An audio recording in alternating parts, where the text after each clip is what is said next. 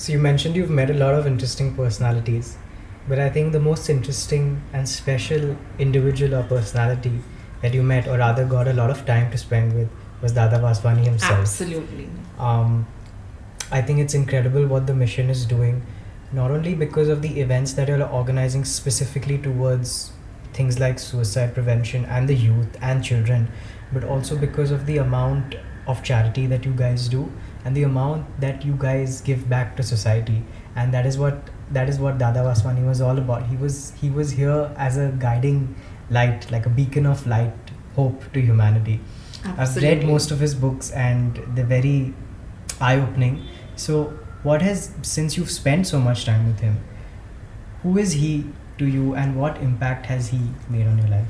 Oh, he's like everything to me. He's more important than anyone. He's the most important personality and will be the most important personality and the most important influence on my life.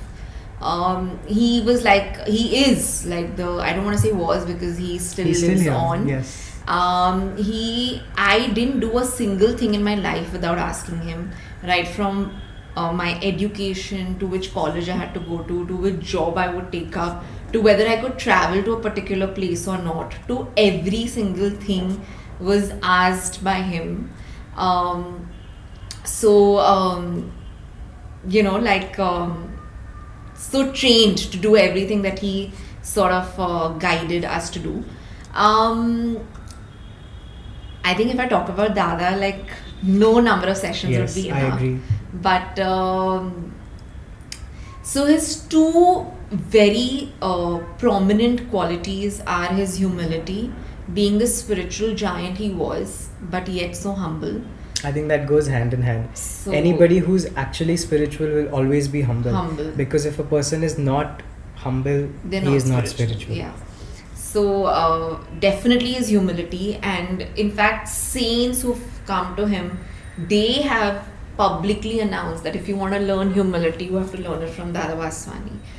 And the love that he gave everyone. Always had a smile on his face, He always had a irrespective smile. of what he was going through. Exactly. Or personally, I didn't get a chance to meet him. I would have had a chance to meet him, but unfortunately, he passed away 1 year before we did that event. We did the camp, yeah. But yeah, the little that I've read about him in his books and his books that he's written, and the little that I've seen because of you and the Bridge Builders, the man always had a smile on his face. Absolutely. So, like today, if you ask anyone about him or the experiences that they've had with him, they'll tell you one thing, that he always made me feel like I am his most special person. If you went to him, he would make you feel like you're the most special person to him.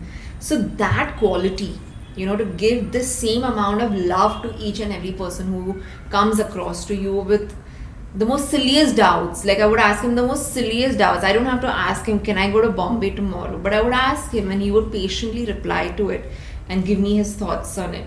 Or like, asking about every single job that was offered to me. I mean, he's beyond all this. So, but still, the patience and the love and the understanding with which he sort of answered every question is something that I'm always going to remember. The other thing that I'm going to remember very, very prominently is that, we had done something called as a 24 hours Sevathon. This was in Jan and he dropped his physical body in July. So he was ailing at that time. So what we did during the 24-hour Sevathon is every hour a different Seva was organized. Okay, so we started at 12 midnight on day 1 and we finished 12 midnight on day 2. So he wanted to meet all the volunteers who were involved in the Sevathon. So we went to meet him. This was about 1 week after the Sevathon was done. And whenever we went to Dada, we were so excited to tell him everything. And I was like, we did this, we went here and blah, blah, blah, blah, blah. I went on and on and on. So then after that, he asked me, when did you do this Seva? And I was like, maybe a week, 10 days back. And he was like, you did it 1 week, 10 days back and you still remember? He's like, if you remember and you articulate the Seva that you've done, you've not done any Seva. So that is one thing that has sort of really stayed with me. That, if we are serving and we're talking about it, we do a small thing, we'll give something to a beggar and we want to put it on social media, so I'll tell you. So what Dada was trying to say is there's a concept. It's called the law of one. Now the law of one says that there are only two things in this world. There's service to self and service to others. right. So even when we do something good for someone else, we do it as a service to self because we feel good about Exactly. ourselves. So Dada truly understood what it meant to be service to others because his entire life was service to others. Absolutely. In fact, one of his thoughts says that the loan that you have to pay for inhabiting this physical body is service to the poor. So that's the loan that we have to pay.